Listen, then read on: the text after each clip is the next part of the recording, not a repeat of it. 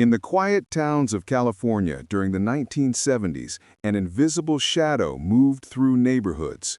Doors were silently opened at night, valuables vanished, yet no one could see the intruder.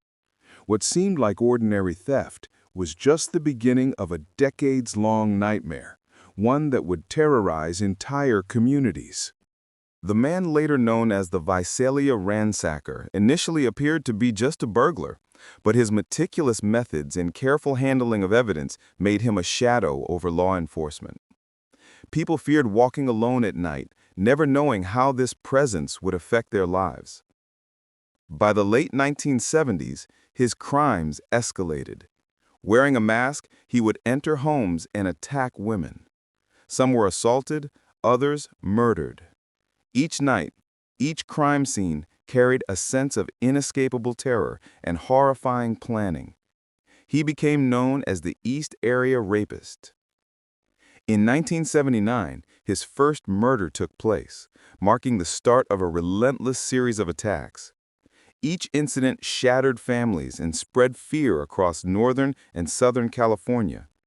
Police collected evidence at every crime scene, yet for decades, no arrest was possible. The East Area Rapist later became known as the original Night Stalker, casting a shadow of terror over the state. For decades, families and police remained on high alert. People were afraid to walk alone at night. Victims' families endured years of psychological trauma, and communities lived under an invisible cloud of fear. Then, in the 2010s, a major twist occurred. Advances in DNA technology and genetic genealogy gave investigators new hope. DNA from decades-old crime scenes was uploaded to genealogy databases.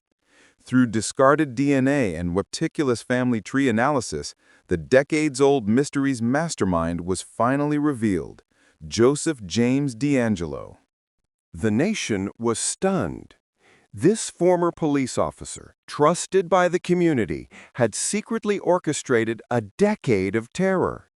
Even more shocking, DeAngelo committed crimes in multiple cities, following the same pattern which had confounded police for decades. At each crime scene, his presence, mask, and meticulous planning made him nearly invisible. On April 24, 2018, DeAngelo was arrested. Decades of murders, assaults, and burglaries were finally traced to a single man. He confessed to 26 first-degree murders and numerous other crimes. On August 21, 2020, he was sentenced to life imprisonment without the possibility of parole. Families finally received closure, and communities began to heal. The story of the Golden State Killer reminds us that even the darkest secrets can be revealed, and justice, no matter how delayed, ultimately prevails.